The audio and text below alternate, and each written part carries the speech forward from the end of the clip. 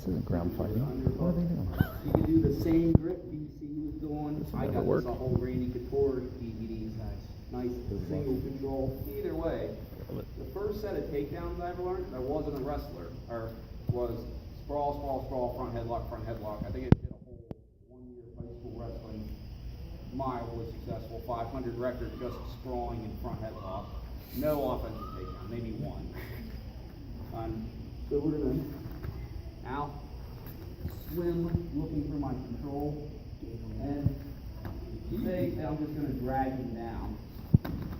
Now we hit our knees, do a couple of front headlock attacks.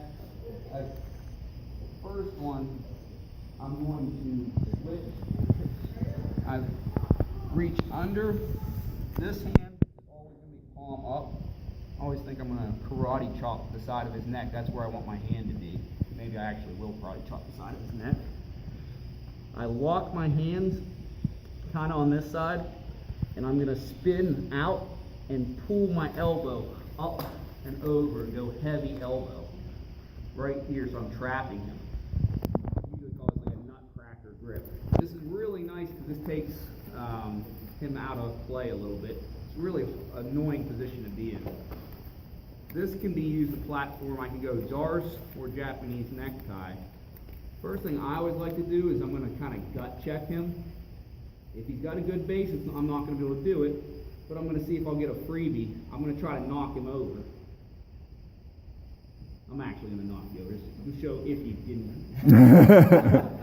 So, Bad Uki, bad. See if I can knock him over. This makes it a little easier because now I can dig in for my Dars. If I get the Dars, I like to spin a little towards the head and drop my weight. The nice thing about the Dars is, even if I get there and it's not perfect, I don't have to give up. Bevan was always a good example of this.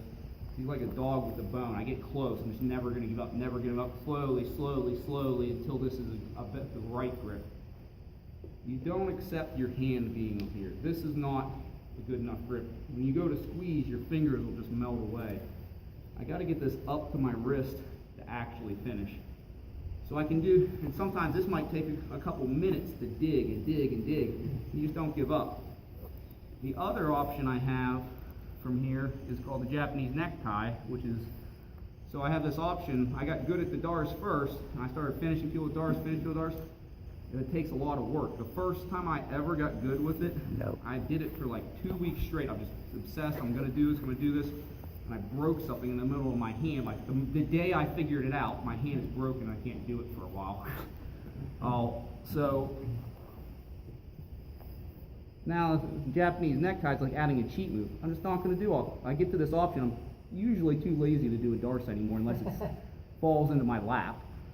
I'm going to get up on my toes, spin, and try to hook his top leg. I'll take either leg. It'll work with either leg.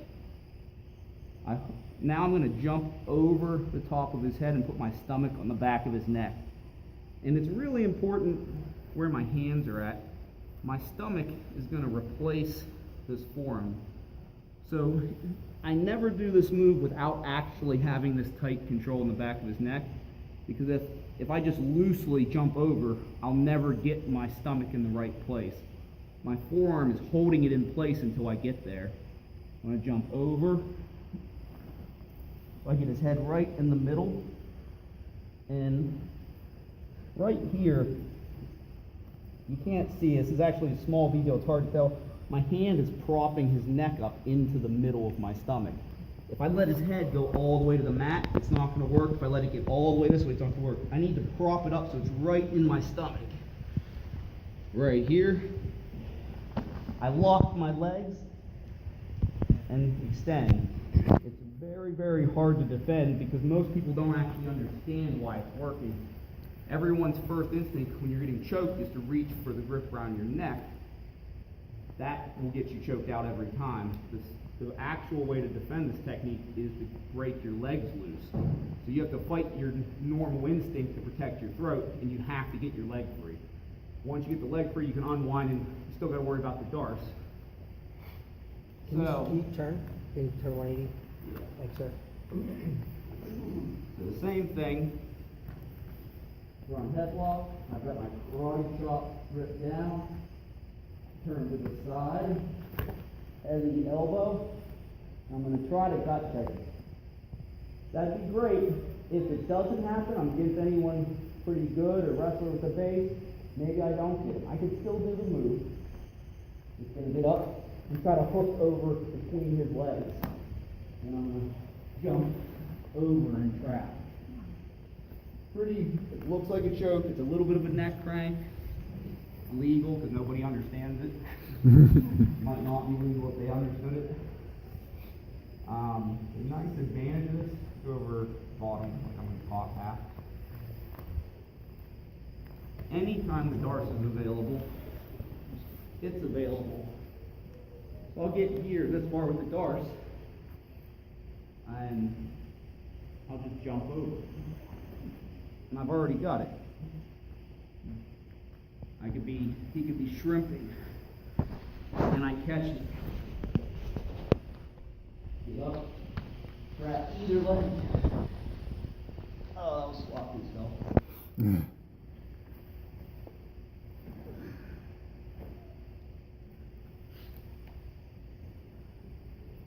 It's very diverse. That's the strength of a darce choke, is that it's diverse. I can use it in all these different situations. And the nice thing is, anytime the darce is available, the jack knees is probably pretty close. I've had times where I'll do a knee cutter, and he goes to shrimp, and he overextends, and I'll catch this nutcracker. So I'll actually trick him by putting myself back in the half guard. He'll lock on as hard as he can, and it's over. And I'm tricking him into locking in. Any questions on that so far? Is your grip just like this? Yeah, it's usually the one next to the net is here. The one underneath is coming under and locking. So that way when I go to the side, I'm going super heavy pressure on that elbow. So I want to trap him out to the side. A lot of times you can really hold that nutcracker grip and kind of like even be patient with it. And this combines well, and add real quick here. Other way I could do front headlock nowadays is my guillotine. Basic head and arm. I like the Marcella team myself. But head and arm is nice, but it's harder to get away. I'll drive into him and fall back. Worst case scenario now, because of the way I put my legs, maybe I can't tap him. I'll scoot this back in. Even if we come up scrambling, I'm looking for these angles. I'm stealing that one from Devin. That's a good one. Alright. Anyone see enough to at least try? You can use this from front headlock, use it from top side, from top half guard. Anytime you can do a darce. It's a nice little add-on. Like, yeah, I don't feel like working hard. I'm just going to win now. Alright.